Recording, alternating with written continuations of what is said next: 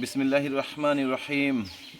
সবার প্রতি রইল আমার আন্তরিক অভিনন্দন এবং সালাম। আসসালামু আলাইকুম।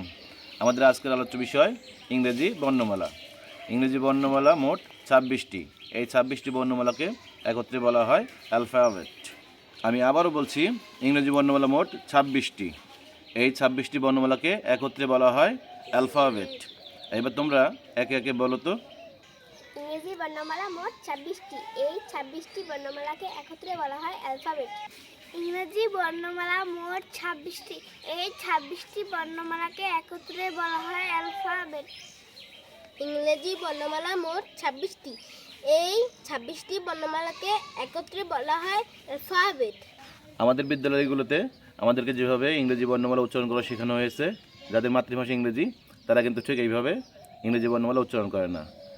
যাদের মাতৃভাষা ইংরেজি তারা যেভাবে ইংরেজি বর্ণমালা উচ্চারণ করে, ঠিক আমরা সেভাবেই উচ্চারণ করা শিখব ইনশাআল্লাহ। তোমরা আমার দিকে খুব মনোযোগ সহকারে খেয়াল করবে। দেখো আমি কীভাবে উচ্চারণ করি। এই আমরা বিদ্যালয়ে শিখে আসছি এ, কিন্তু এটা হবে এই। খেয়াল করো, এই।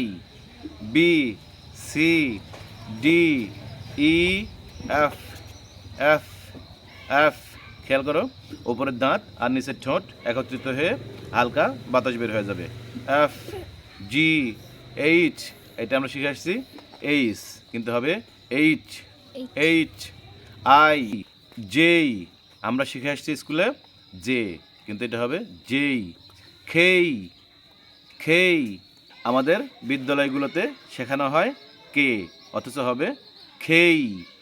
খেই, এল, এম, এন, ও, আমরা শিখে আসছি ও, কিন্তু হবে এটা ও। ফি, ফি, আমাদেরকে শেখানো হয়েছে পি, কিন্তু এটা হবে ফি। দুই ঠোঁট একত্রিত হয়ে উচ্চারণ হবে। খিউ, খিউ, এটা আমরা সাধারণত উচ্চারণ করি কিউ, কিন্তু হবে খিউ।